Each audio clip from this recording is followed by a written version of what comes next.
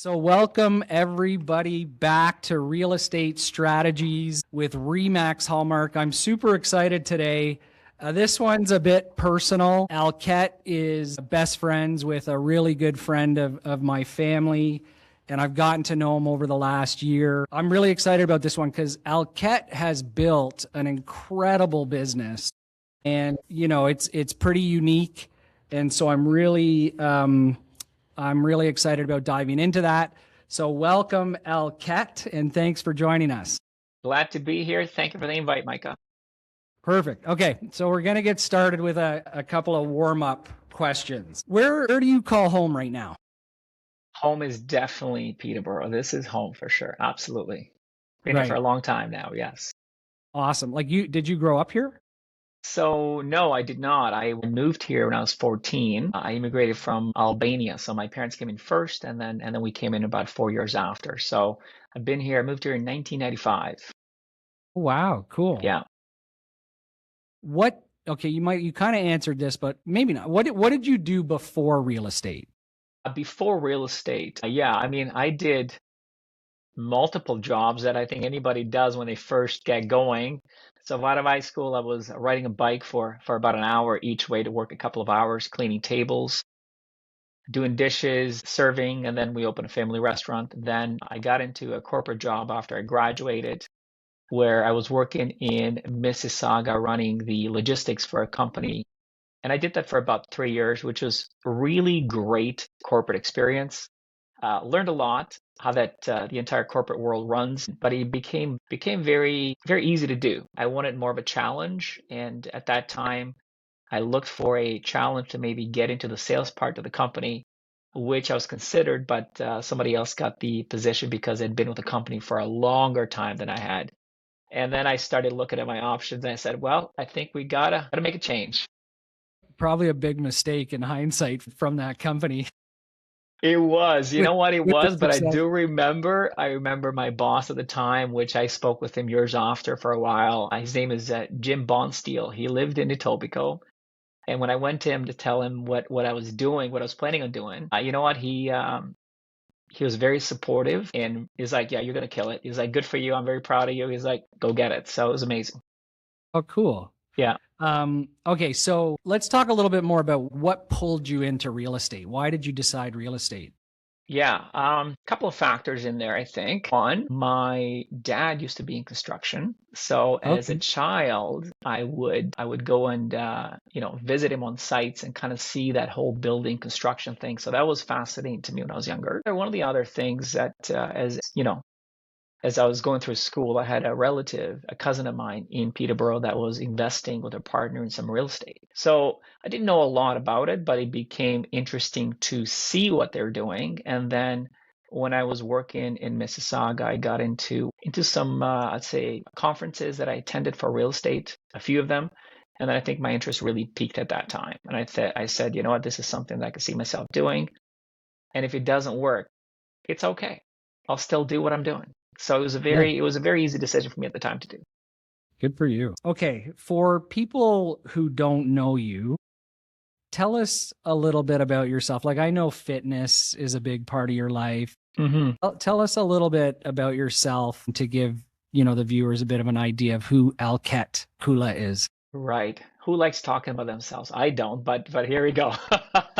I would say, who am I? I mean, as a young boy, I would say I was there's 4 siblings in my family, so I'm the youngest one. Okay. And I would say, I asked my mom, like, how was I as a child? Like, I'm curious compared to my siblings. And she says, you listen, yeah, you're good. You're a good kid. So I'd say for me, I think is respecting others is a very big part of my upbringing is for my family. Doing the right thing, super important. Yeah, integrity is a big thing for you. Absolutely. Overall, absolutely. And then I think for me is health is very important for sure. Having a good surrounding, I'm lucky to have a great family support from my siblings, my mom. Surrounding yourself with good people is key. And I'm very lucky to have a good group of friends that have supported me on my career as well. Yeah, I've met your group of friends. Like, I've been to some of your events. I've been to some socials that Bucky invited us. out to. And Yes. you have an incredible friend group, really, really great friend group, supportive, all nice people, successful people. And that's nice. Not everybody's got that. I think that to me has been a big plus, and I think to people that I speak with that are getting the business, I said, make sure you surround yourself with the right people because that will take you a long way in your career, especially in real estate. Yeah, I hear it. You hear this. I know you've done a ton of training, coaching. We hear this from the top guys. You know, the five, you can tell somebody kind of their income level or who they are by the five people they hang out with the most, right? Agreed. It's Yeah. so important. I saw this really great one that I liked. I can't remember who took us through it, but they talked about the people you have on your plane that are your people that are going to help you get to where you want to go.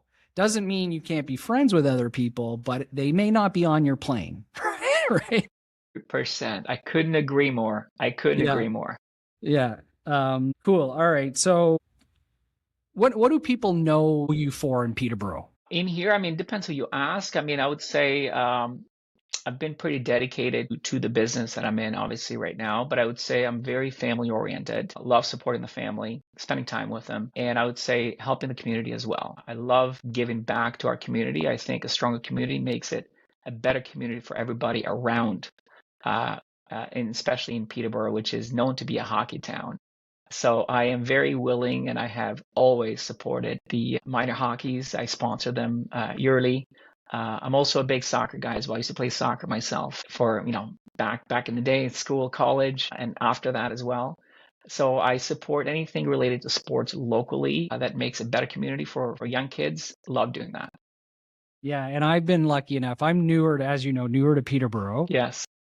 But I've been digging into the Pete's and going to some of the Pete's hockey games, and it's incredible. It's incredible hockey. Yeah. And, growing up in Toronto, it's nice not having to take an hour to park or an hour and a half to get home or, I call it 15 minutes each way you go. It doesn't matter which way. 15 minutes, your maximum, that's your location. I remember the first time I went to a game and I parked in the parking lot and the guy's like $6. And I was like, what?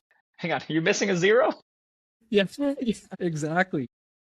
Well, that's the good things you get living in a small city like this, right? So you get convenience, good people, by the way. When you live, I mean, not to say Toronto's wrong or a big city's wrong, but I think when you're living in a small community or small city like Peterborough, and some of the things that drew me back here is that when you live in a small community, take a moment to say hi. They're more friendly, and the pace of life is a little different. Are you noticing that? Yeah, 1,000%. I mean, I think, being in the big city, it's like, there's all these added layers of stressors of like just traffic, right? Like you don't deal with traffic in Peterborough. It takes 10, 15 minutes to get anywhere, right? The only time there's traffic is probably 5 minutes during Christmas. That's it. That is all the traffic you get here. Yeah. Yeah. All right. Let's see here. So Peterborough is a relationship market. What do you think you do differently than other agents to generate referrals, past client deals? What do you do differently? What do I do differently? I think we all do the same things. I think it comes down to maybe your goal setting, what you want to accomplish, what do you want at the end of the day. I mean, yes, relationships are key. I couldn't highlight that even more in real estate. I do see though, when I look at the business overall, I do see how some other agents in the industry operate their businesses, and then I see the clientele. I think what I do is I put a lot of attention to my clients. I devote as a team, myself, Sarah, my assistant, we dive deep. It's not a surface level relationship where it's like you're looking to buy a house, here's the house, have a great day. We get nitty gritty. We get right into it. Lifestyle. Why? What do you see your life in the next 3, 5 years, 10 years?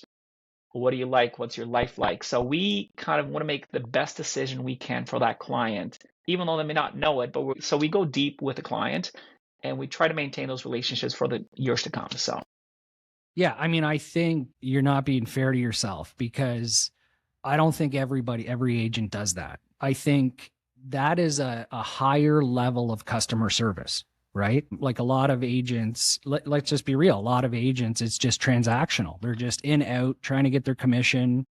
But what you're doing is truly, truly taking care of people and doing what's best for them. But I think that's important in any industry, Mike. All right. So if you look at, I'm going to go back a bit. Just one of the reasons why I actually got in the business is I remember when I lived in Mississauga, I bought two properties that I rented out at the time, and both I didn't know what was the benefit of working with a listing agent that has the listing or having your own agent. I didn't know, didn't really look into it. So maybe that's my fault.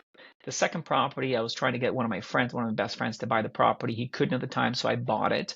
It was a power of sale from an agent that used to work at this office many years ago.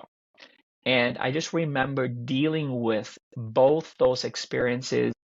It was not pleasant. It was not friendly. It was not helpful, which for me, being a first-time buyer or first-time investor at the time, these people didn't really, I didn't feel that, it was very transactional, period. It was not, let me help you, let me show you. So I kind of took that upon myself to be like, how do I provide a better service, and how do I make people's lives simpler and better for the years to come? Yeah, I love it. What would you say your main lead source is today, and has that changed over the last 5 years? I think it's been pretty consistent. I think going back to what we just talked about is referrals is the number one source of my business. Yeah. We have, I just had one just moments ago here before our podcast here, as I had a client of mine that I have dealt with for, I don't know, 20 years plus now. Her son is my bookkeeper, also a client of mine as well. So they just referred me a client looking for purchasing a commercial property. So I think going back to what is a source, I would say referral is probably my number one from past clients or sometimes family. But I would say if you service somebody well, they want to make sure that they pay you back by referring you somebody they know, especially in this business.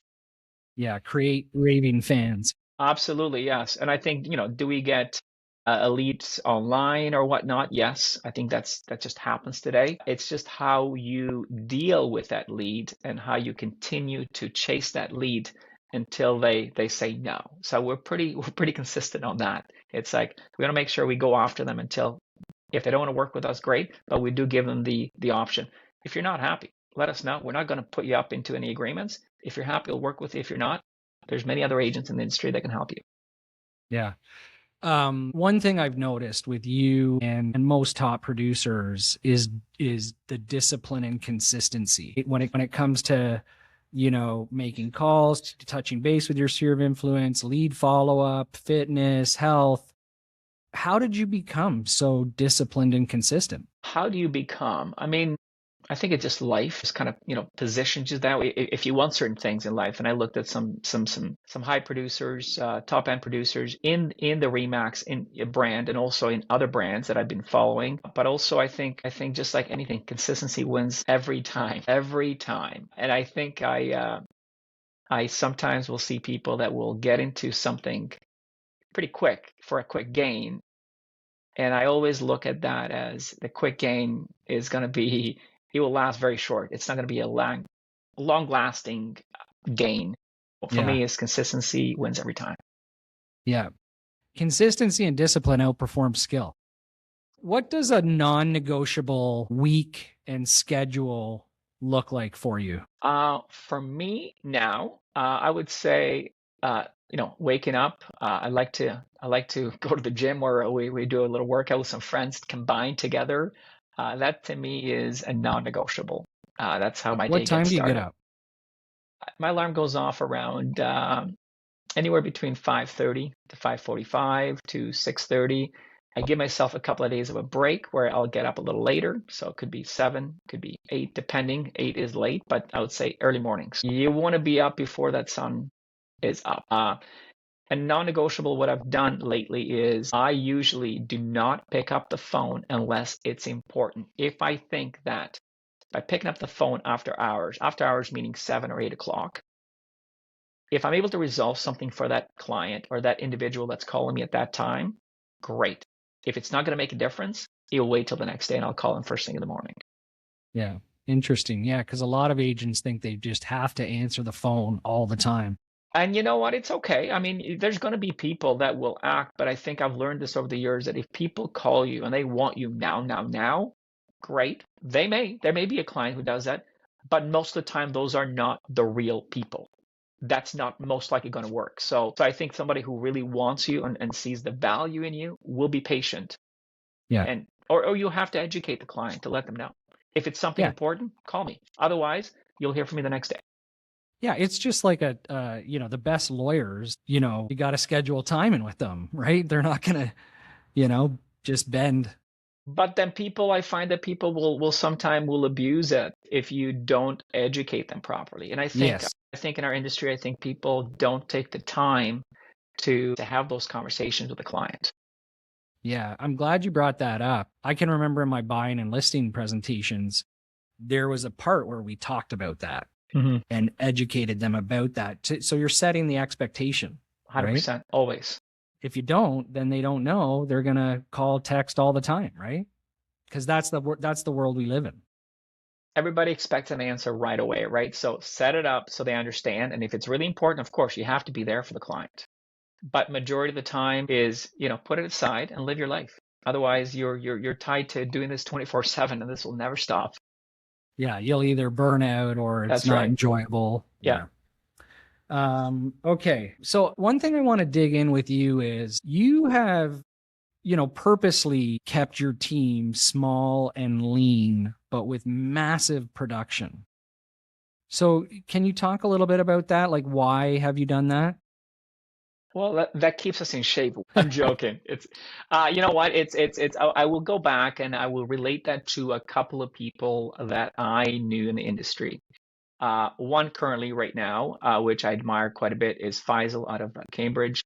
The guy is an absolute machine, but he's so systematic.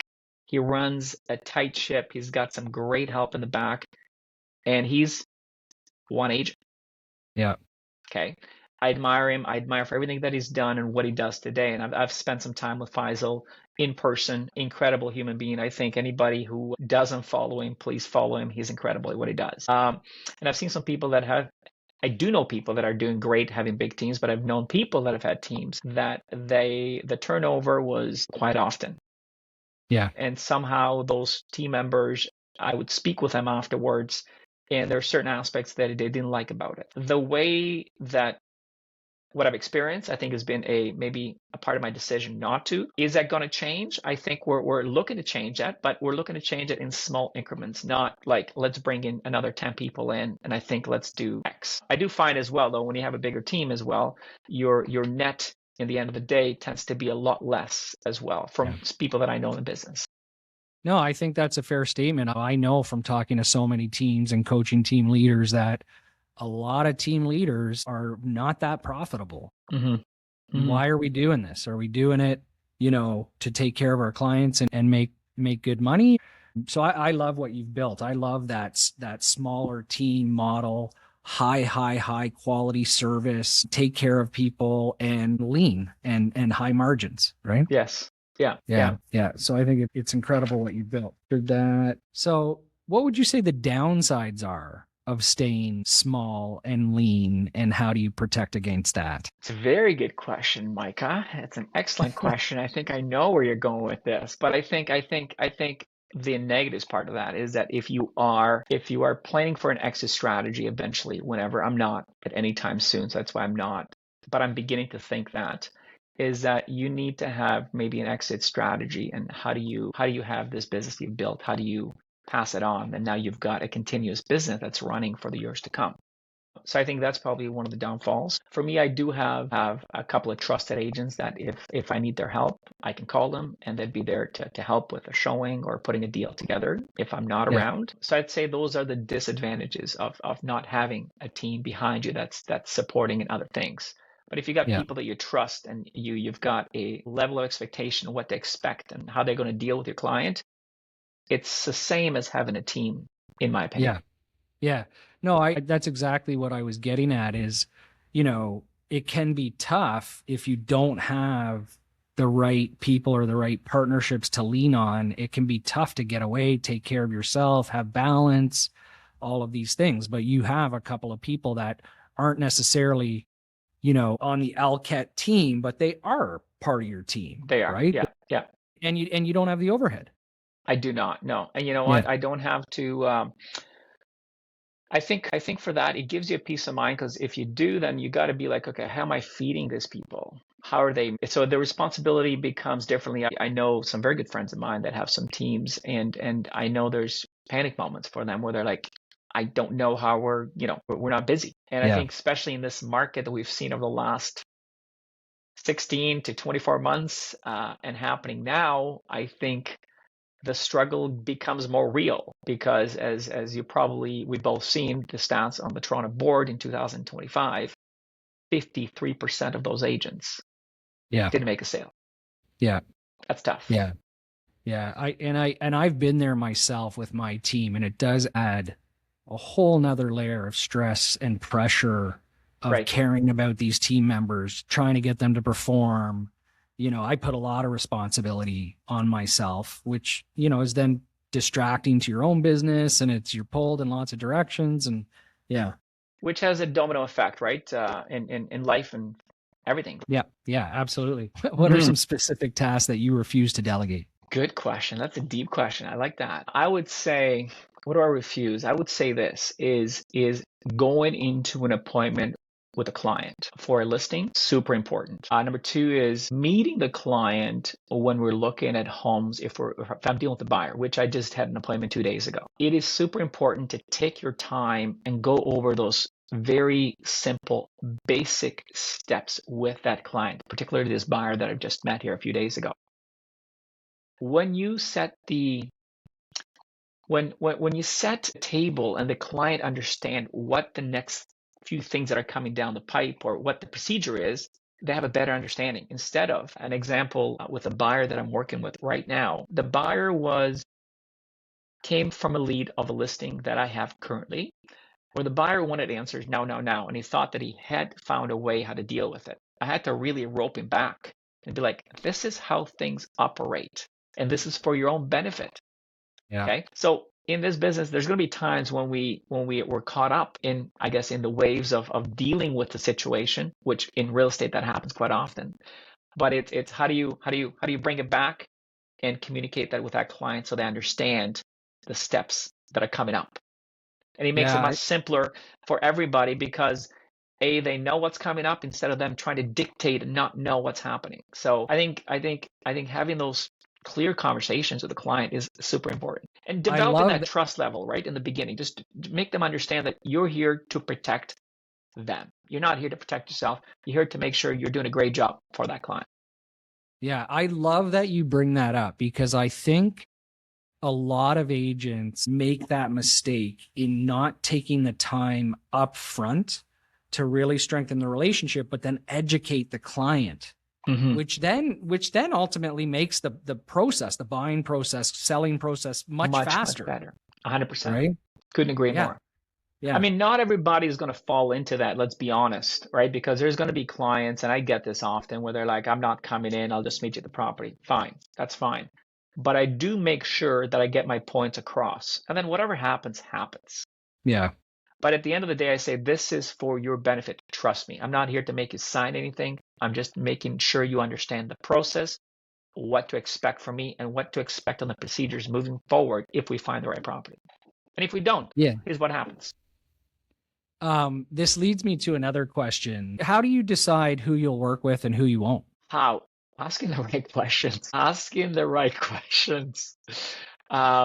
You know what? I mean, there's many questions. I mean, I think it's experience teaches you that over time. I think I had a call that came in a couple of weeks ago where it was an online lead that came in, where the client, I could tell they were looking, they bought a couple of years ago with an agent from a different area who probably didn't know much about the area he bought in.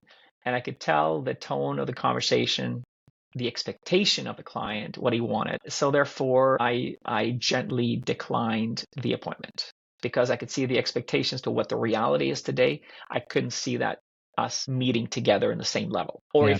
if it was going to take me 6 months or 8 months with struggles and frustrations and having this client really annoyed and pissed off and hate me, what's the point?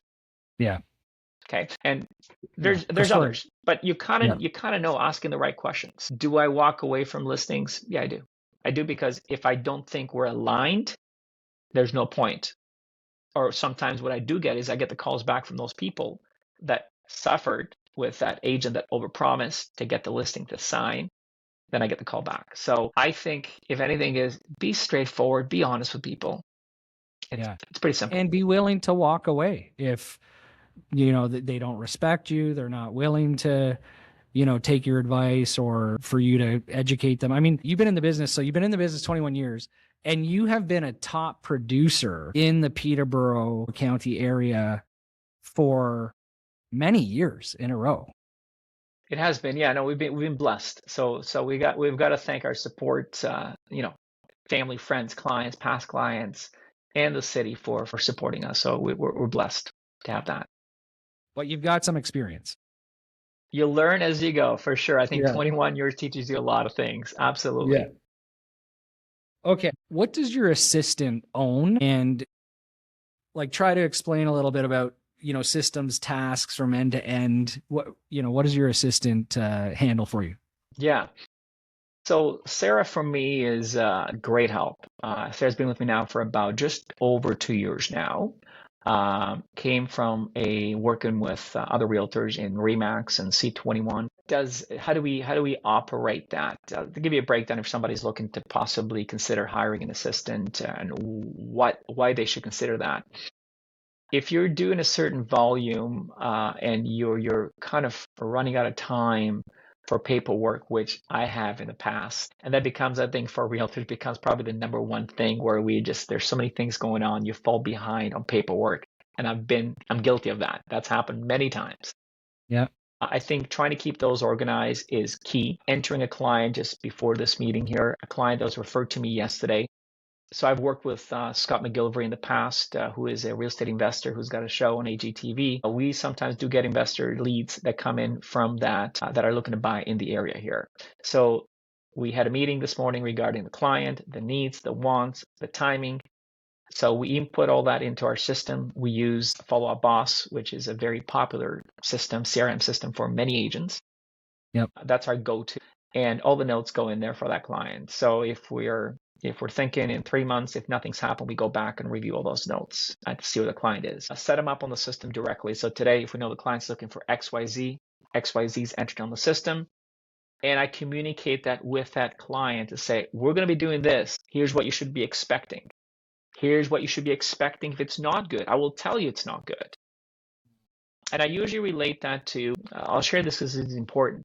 When I first got in the business, I bought a property. I just got my license. I'm still working in Mississauga. And I remember I was going through the old magazines, real estate magazines that would come out monthly. So long story short is I found a duplex in London, Ontario. So I'm like, yeah, London, Ontario is like an hour and a half from Mississauga. Yeah, I can do this, no problem. To London, I go look at the property. I kind of fell in love with this duplex. And I was like, the agent was pushing me to do the offer that night. And luckily, thank God, I didn't. Came back, looking through this magazine again, I see another property because I'm like, I know, is there other options? I call the agent.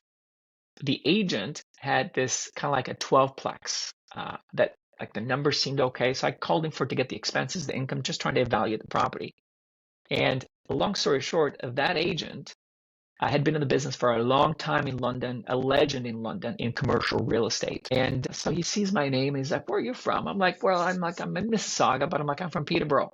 The long story short is he knew my entire family here. Wow. So the conversation kind of led on, and I said, oh, by the way, I said, I looked at this property last night that I'm considering buying. And I can't remember the name of the street now, but he's like, what street is it on? And I said the street name before I even finished the word. He's like, no. Completely shut me down. I'm like, oh, this sucks. But it taught me, though, that, being honest up front, it's okay because people appreciate that. So I did. And I would say within probably about a month or 2 months, he'd found me a property that I bought unseen in London. I just I just built trust with him right away. I think some of the family relationship in the past maybe helped as well, but I think it was a no-brainer for me. So I ended up buying this property that was completely boarded up. It was burnt, didn't get keys on it, but it was a story that kind of led me into how to maybe possibly work with people and be honest with people. Yeah, that's cool. Mhm. Okay, let's see here. We'll talk about listing strategy. Listing, yes. Walk me through your process when pricing a property and listing in today's market. Very good question. I think going into a listing appointment with a potential seller, I think we look at very closely what the market is doing. Obviously, I'm in the trenches every day, so I have a very good pulse on the market. So I'm able to communicate that with the client. Then we look at comparable sales in the neighborhood, comparable sales of that property in other areas as well. So if a buyer's looking today, but they're not very particular if they want to buy in that area or other areas, then I'm like, okay, what is our competition today? And then I kind of select the top 2 or 3 properties that what is our competition if we go to the market today. Then I say, if they go here, or if they go here, if they go to us, where do we win? So I kind of break it down that way. Okay. Yes, I do look at the solds. That's very important. But I don't look at the solds, especially in this market now in 26, is I look at it, what is happening in sales now? How many days in the market? The days in the market, as you and I both know, is false. So I don't pay attention. I tell clients that, even though the system just changed, as we saw that on the meeting the other day. Yeah. But I look at it in regards to how many calls, how many showings, and I give people the honest truth, what I think it's worth. And I'm very close. I usually give them a very small bracket. If the client the expectation is really high where it doesn't make sense, I'm okay to walk away from that. And I'll be honest with the client. Okay. Yeah. But I know, and this is one of my biggest pet peeves in real estate, Micah, agents in the business, I call them buying the listing. Yeah. I think we both know this. Yeah. Is for those that can't make a sale, for those that are desperate, for those that their breath smells like commission, they will do anything to get the listing, to get it signed. And you see their signs on the lawn for months or years reduced. It completely throws the market out of line. Yeah. And it's very so easy to tell who those agents are. But I am very against that because I think that doesn't do anything good for the client. yeah, that's what I was going to say. It's so detrimental for getting the client the best It price. is so big. If an agent has walked in and they've I don't know, they've thrown this stupid number to a seller that makes no sense, you can't blame the seller. The seller is like, well, I brought in a professional who gave me value. I get it, but you kind of have to walk them through to make sure they understand where you're coming from.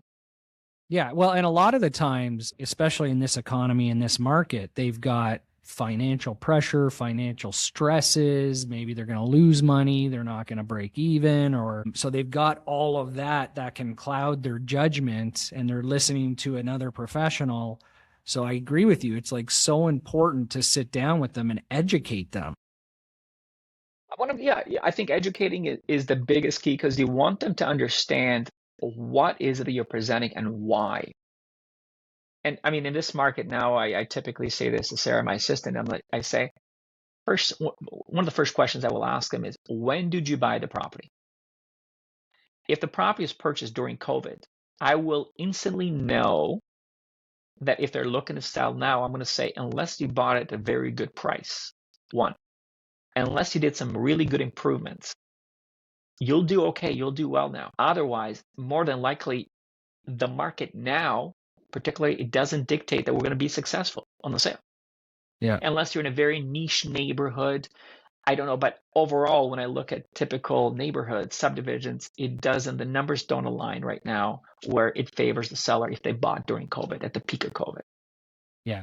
And I'm sure you agree, it's better to have the tough conversations up front. You got it. Sucks, right? But you gotta. It does suck, but it's at the end of the day, you got to do what's best for the client.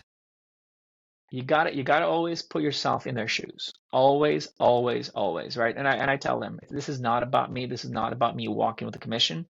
I'm here to give you the best advice you can possibly get. I'm going to share this example with you right now, just now, before the call is, we just firmed up on a deal yesterday. We did the right things on listing the property. The client listened, did things that were outstanding with the property.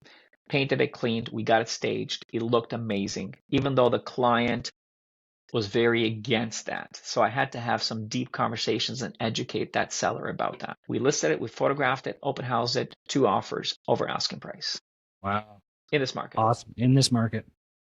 Check this out. Seller, amazing client, calls in, is like, Alket, the inspection just happened the day before. It passed. Everything is good. Deal's firm. He's like, I had an HVAC guy come in. He's like, he shut my furnace down. The heat exchanger is gone.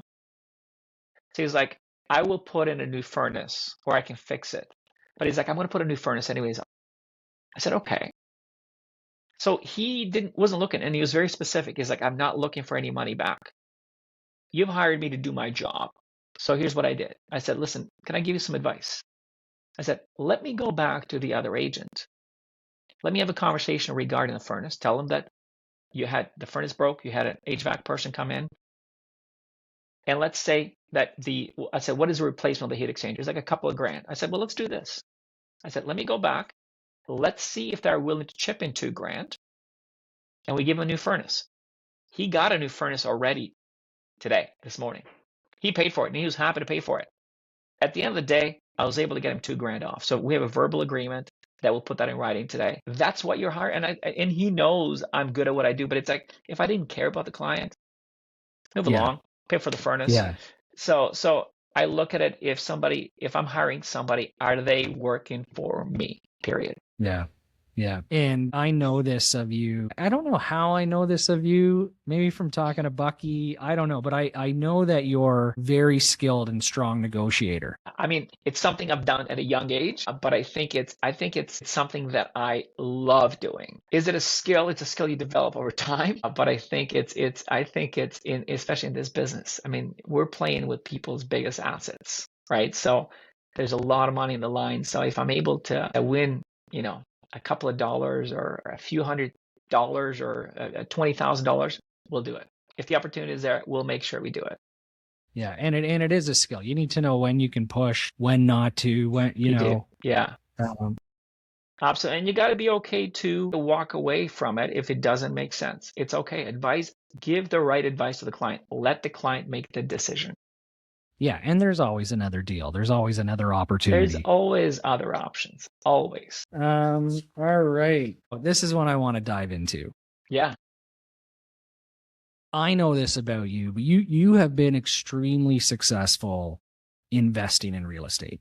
You've built a portfolio. I think not enough realtors do this. At what point did you decide that you were going to turn transactional real estate commissions into building wealth and investing?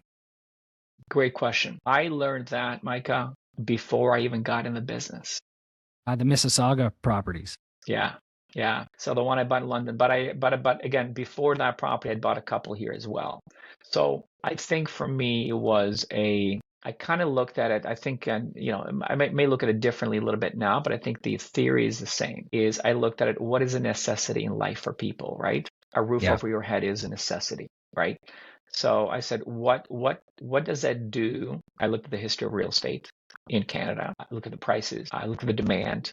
I looked at it, what are the expectations of this country in the next 10, 20 years? And then I said, okay, well, this is something that I can see myself doing. If it doesn't work, it's okay. I can still pick it up and move on with life. Yeah. But at the time was more, I bought the first property. I had my sister co-sign for me because my income wasn't big enough to buy the first property. And I bought it for around $130,000, by the way, when I bought it. Yeah. I still own the property today, but that property helped me pay the cash flow from that property, helped me pay the rent where I was living in Mississauga at the time with a roommate. But what that did is the market picked up when I bought that. So I was able to refinance, pull some money out, use some extra savings, and I bought the second property. And that kind of was the beginning of my journey in real estate before I even became a real estate agent or a broker. So I think I tell people this. And to my client that I just spoke yesterday, who's an investor, I said, if you do this right, it becomes addictive. It's almost like a drug. Yeah. Because it's not hard. Yes, you can't expect that a walk in the park all the time because it's a business. You have to treat it like a business. Yeah. But I said, if you have the right key things happening, it will run itself. Somebody else will live there and pay the mortgage for you. And the next 25 years, the property is worth 3 times more or more, depending. It's a great wealth generating process that I think more people should take advantage of. Yeah, absolutely. I agree. I agree 1,000%. We already talked about that. Let's talk about, do you have an investment strategy? If so, like, what is that strategy? I used to, back in the day, things have changed, right? So it would be, I would pay for every $1,000 of rent, I would pay $100,000 on the property. Okay. Okay. So that has changed today. I had a meeting yesterday with some people that are in the banking industry that deal with developers and cap rates. And we were talking about this yesterday. I mean, the cap rates that we're looking in right now and cap rates are, I think they're misused by some agents in the industry because they look at a duplex and they're like, here's the cap rate.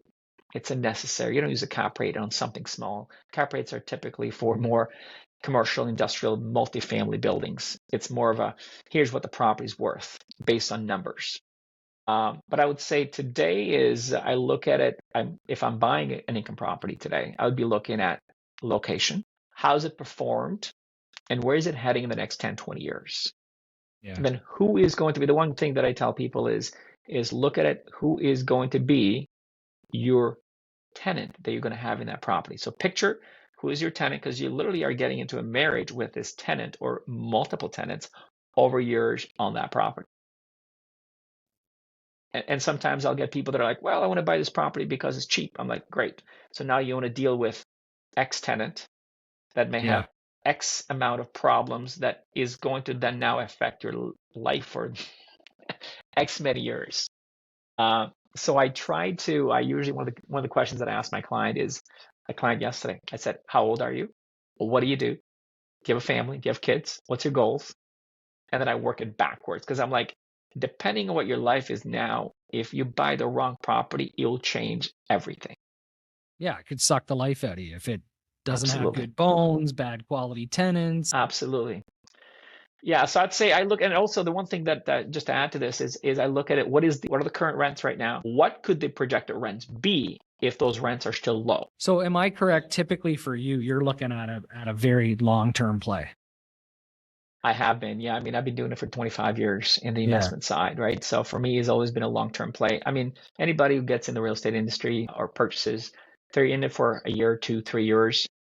You know, you might hit it, you might do well, but don't think about it, because real estate historically has been a long game, and it's performed well. It's performed. Yeah, I mean, and it's more risky short term, and especially in the market and economy we're in now. Absolutely. But it's still a great time to, like, I'm still looking at stuff all the time. As long as it's a long-term play, and as long as it hits those key things you talked about, quality location, quality bones, the quality of tenant's going to be decent. The demand, yeah. And look at transport. I mean, we've got some properties that are located in some key locations that we are attracting students for. And those locations have performed and will perform for many years to come in the same way or better. Are they seasonal, the students, or are they there full time? Yeah, one thing that I think sometimes when I get a new investor looking to buy, they're like, well, the students are only going to be there for 8 months, or they're going to destroy the property. No, I personally, when I first got into business, I was very hesitant to get into student stuff. But as I sold a few properties and I got to learn the business better, I think they're great, because now you can reset the rents to whatever you want to. And the rents back when I started, they used to be about $350 a room. Rents now per room are anywhere between $700, $800, $900 a room. Yeah.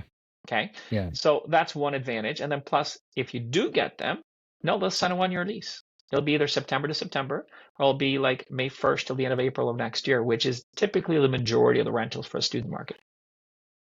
So look, obviously you've got incredible experience with investment properties. You've helped many, many people. If somebody listening to this wants to buy an investment property in the Peterborough area, what's the best way for them to get in touch with you? I mean, they can certainly call our office anytime. On my cell phone. I'll give you my cell phone in here. It's 705-761-85. Go to our website, get some more information there as well. It's just my name. It's alketkulla.com. And they can also follow us on social media as well, on Instagram, Facebook, LinkedIn, TikTok, all the fun stuff out there. Okay, let's jump into this. So you've been with Remax Hallmark for a number of years. Why has that been the right platform for you? For me, two reasons. When we first, when I first got licensed, I interviewed a number of different brokerages in Peterborough. The broker in London, Ontario, he's like, listen, if you move to London, I can guarantee you'll crush X amount, which at the time I was like, holy crap, this is crazy. Yeah. I couldn't believe it. I was like, this guy's just trying to like, I don't know. I'm like, this does not seem real. Lure you in.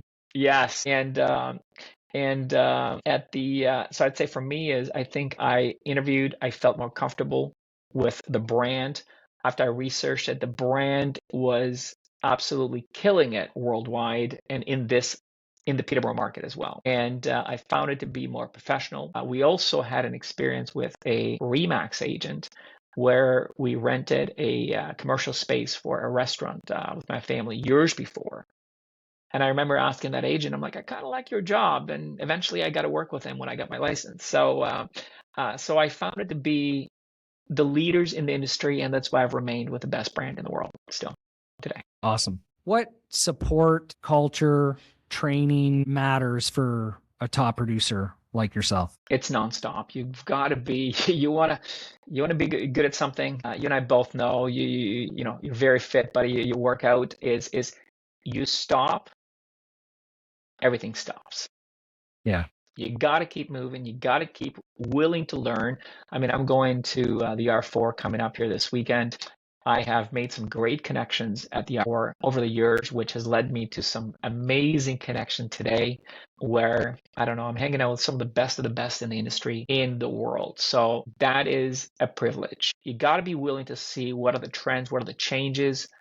How do you service your people better? You got to want that. If you're just kind of like, I just want to sell another house, you can do that, but that will be short-lived. So if you're looking to build a business, you got to always invest in the business together.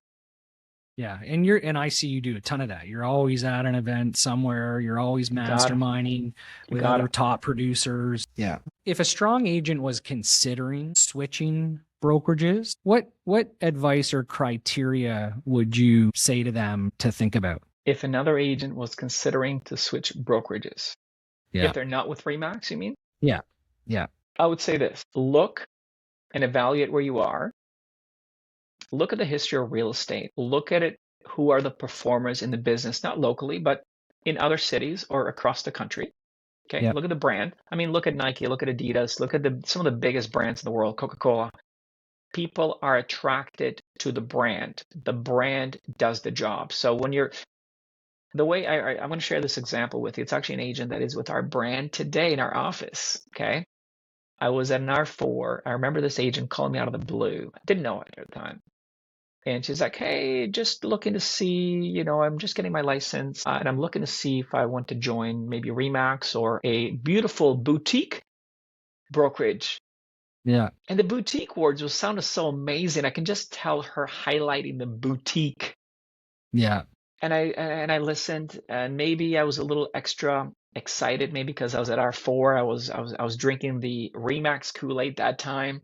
So maybe I had a couple more Kool-Aid drinks with Remax that time. But it was very simple. I stepped aside from the conference. I gave her a call back, and I'm like, hang on a second. I'm like, what is your goal? What are you looking to do? She's like, well, I want to make money. I said, so okay, so let's talk about this. I'm like, do you think you'll make money with a bigger brand that's well recognized locally, worldwide, or would you be willing to make more money with a small brokerage that's boutique? Who do you think has more exposure to the market? And I can see her just pausing, and then she's like, oh yeah, I understand what you're saying. Yes. And we had her with our brokerage within a few weeks. Okay. Yeah. So I think the brand is so powerful. It does half the job. The rest is you. So for those that are not a part of the brand, it's a no-brainer.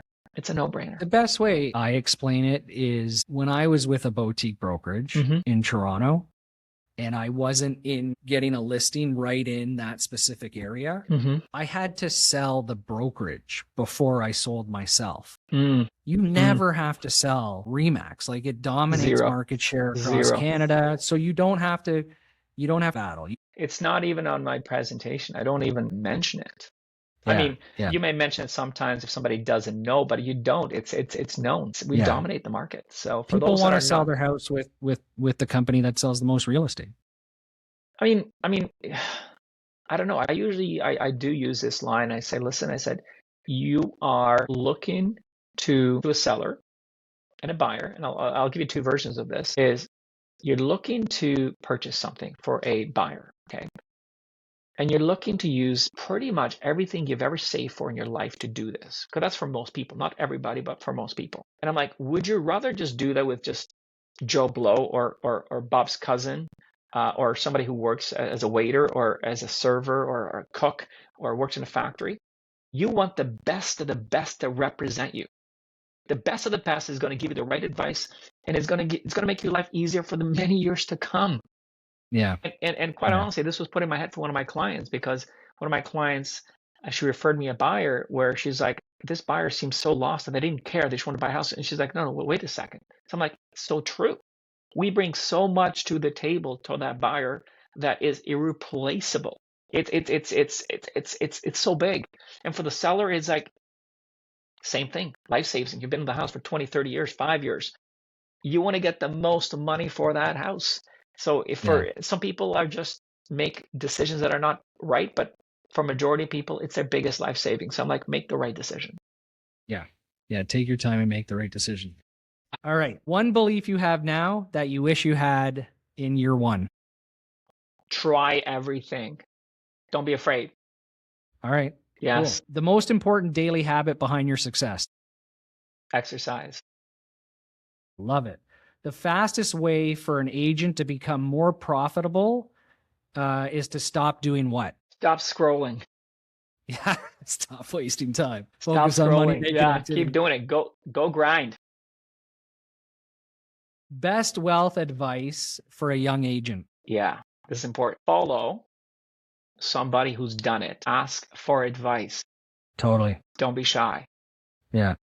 You can do it, but why go through it where you have a mentor or somebody who's done it to teach you the ropes? I think people are willing to help other people if they are asked.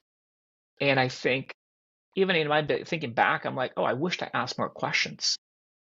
Do you know what I mean? So I think if anything, I'm like, ask. Yeah. And Yeah. follow a Most mentor. people, successful people, my experience is they love sharing and helping. Most people do. Yeah. And I find people when they hit their 50s, Micah, they're more and more willing to share. I've got a few years. You're good. You're good. You're good, my friend.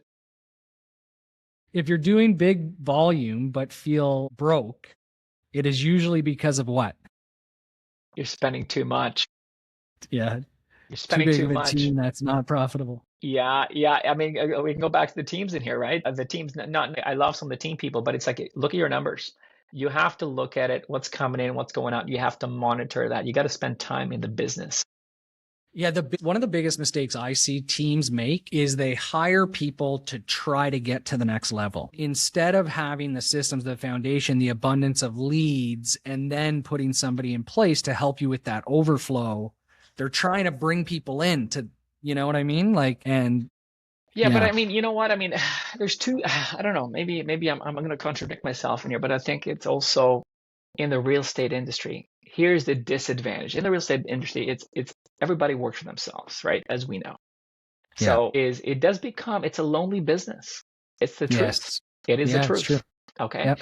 So I think when I see some people that are in some teams or two friends together or three or four friends together, I'm like, I think they're doing it more to just have some companionship together, which is important, which is important. Yeah. You know what I mean? Yeah. But then I see some that are, I'm like, there's not enough in that business for you guys to survive. Yeah. Do you know what I mean? So I see that, but again, I understand why some people do it, which is, there's benefits there. But I see the other side where I'm like, there's not enough in there for all you guys to make it. So, I mean, you're probably better off to do something different or look at other options. Yeah. Awesome. Okay. What are you most excited about building next in your business? Good question. I think just adding more systems, adding ways to automate systems for our business, and bringing in some more support eventually to help with that as well. I would Yeah, say this, I would say that is key. I think yeah, it's a key in any business. And I mean, even in the rental business, we brought some um, technology that we're using now to help with, leases and tracking documents and payments and that kind of stuff. So I think it's cool. key. Yeah. Yeah. Leads me into my next. You and I have been talking a lot over the last, 3-6 months, and you're actually at a point right now where you're thinking about or looking at bringing in another assistant to support you and continue to provide the level of service you're providing. And you're also potentially interested in bringing in a buyer's agent, the right person, right? But a buyer's agent at this time. So if anybody's listening and they're in the Peterborough area and they're interested in an administrative role or as a buyer agent Yeah. on a very successful team that has an abundance of leads. Again, just quickly, best way to reach out to you, get in touch with you, email, phone number. Yeah, I mean, listen, guys, reach out to us anytime. Happy to chat with you, have a conversation. You can reach out at my cell number directly, text call at 705-761-5585, or follow us. Awesome. Okay. Lastly, if somebody listening wants to learn more about Remax Hallmark, or you just want, a free business consultation from myself, drop me a DM or a comment, and I'd be happy to chat with you about that. Alket, this has been amazing. I've loved getting to know you even a little bit better, some things I didn't know about you. Like I've said, you've built an incredible business. Really appreciate you joining the call and sharing with us what you've learned, advice. So thank you. Micah, thank you for the opportunity, and keep doing what you're doing, buddy. You're doing a great job, buddy. Proud of you. Awesome. Awesome.